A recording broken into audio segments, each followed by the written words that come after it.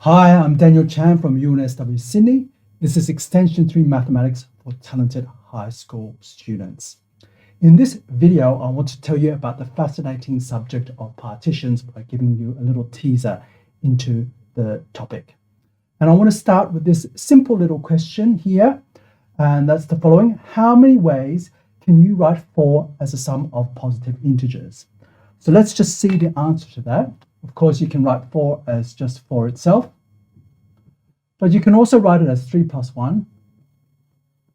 You can also write it as 2 plus 2, or 2 plus 1 plus 1, or 1 plus 1 plus 1 plus 1. Now, of course, you can swap the order of the 1 and 3, right? 3 plus 1 is 1 plus 3, but if you consider that to be the same sum, then actually these are the only possibilities that you can have. 1, 2, 3, 4, 5 possibilities. So 5 ways. Okay, so the answer here is 5, and it's not so clear without actually having to calculate what this is.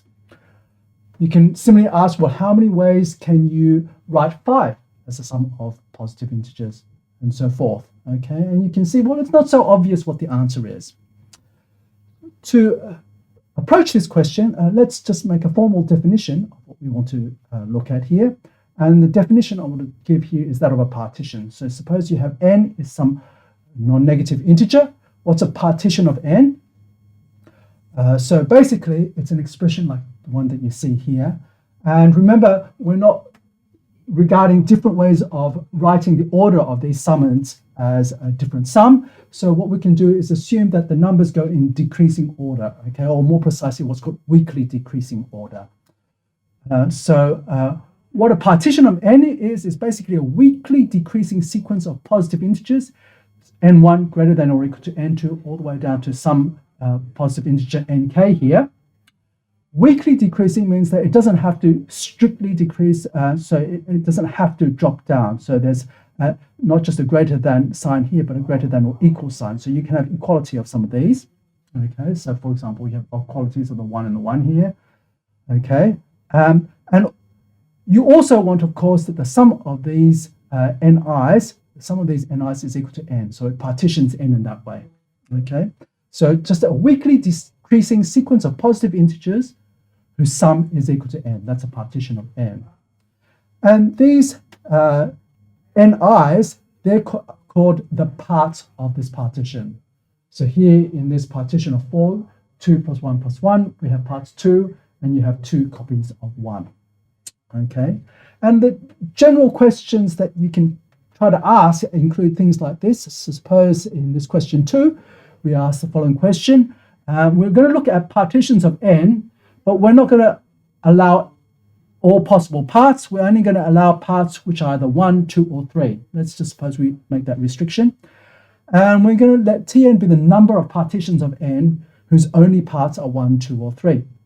Okay, and the question is, can you work out what these Tn's are?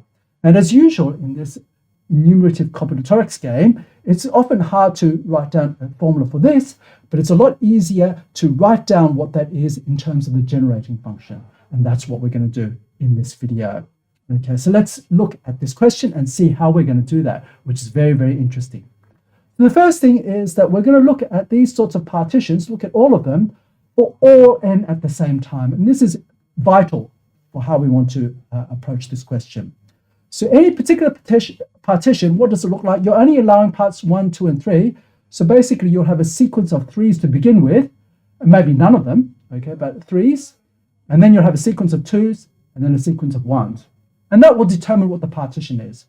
So basically, I just have to tell you how many 3's that you have, the number of 3's, number of parts which are 3, let's call that A3. And the number of parts which are 2, let's call that A2. And the number of parts which is 1, let's call that A1. And that will be the partition of something. You can say more precisely what it will be. It will be partition of the number 3 times A3 plus 2 times A2 plus 1 times A1. Okay, so basically to get a partition of some number, I just need to give you a non-negative integer a3, non-negative integer a2, and a non-negative integer a1, telling you how many parts there are that are 3, how many which are 2, and how many are 1. Okay, so that's enumerating all the possible partitions of all the possible n. So what we're going to do here is we're going to introduce the following function, which is rather interesting. Okay, so t, or rather, this is going to be a power series, okay, in 3 variables, t, x1, x2, x3. And that's going to be, we look firstly at the geometric series with constant ratio x1 and initial term x1. 1 plus x1 plus x1 squared plus dot, dot, dot. And then you do the same with x2. 1 plus x2 plus x2 squared plus dot, dot, dot. And then you do the same with x3. 1 plus x3 plus x3 squared plus dot, dot, dot. Okay, so this is a formal power series in 3 variables, okay? And you can certainly look at that. So let's have a look and see what that is. So there are a couple of different ways you can tidy this formula up or express it differently.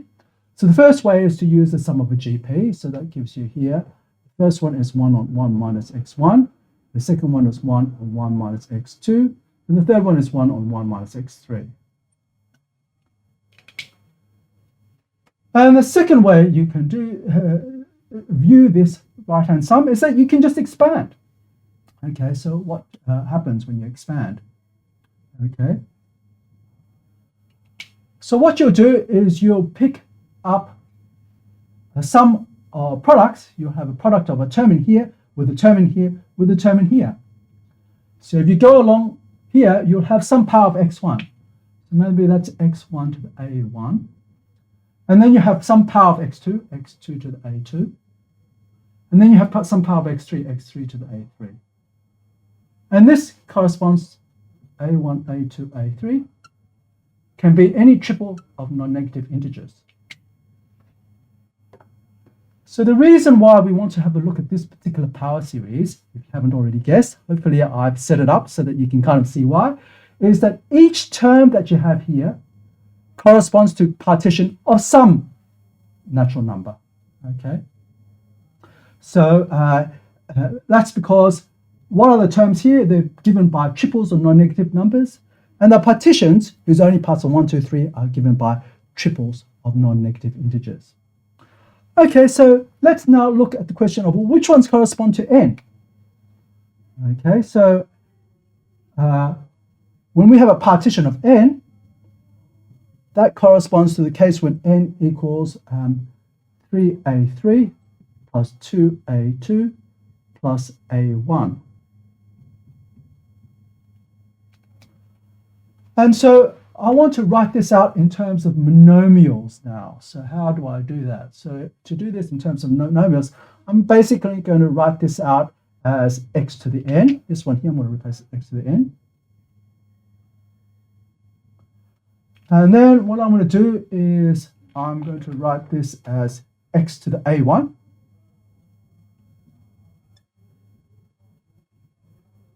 And then times x squared to the a2 times x cubed to the a3.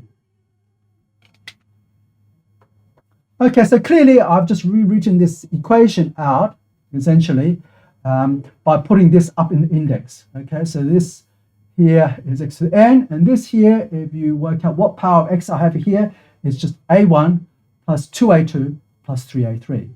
Okay, so they're clearly the same. And the reason why I write it out like this is now that you can see, okay, when is it that this triple gives you a partition of n?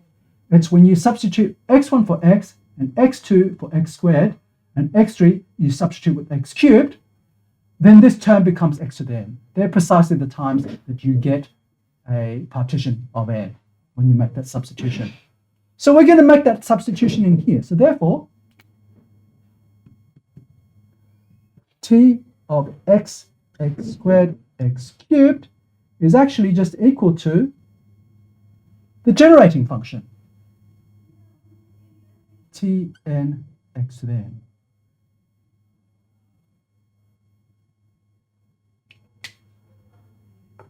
So let's just repeat again why this is true. Okay, so basically what we're going to do is we're going to collapse this sum here by setting x1 equal to x, x2 equal to x squared, and x3 equals to x cubed. So let's have a look at this term here. This term here will just give you some power of x. Okay, and what power x will you have? You'll have this one here. So you get a power of x to the n whenever this a1, a2, a3 corresponds to a partition of n. So how many times do you have an x to the n here? Basically t to the n. So that means the coefficient x to the n is t to the n. And this is how you get the generating function. That's what you have. It's t x squared x cubed. And let's just see exactly what this is. Okay, so we've got what this t x1, x2, x3 is. It's given by this nice closed formula here.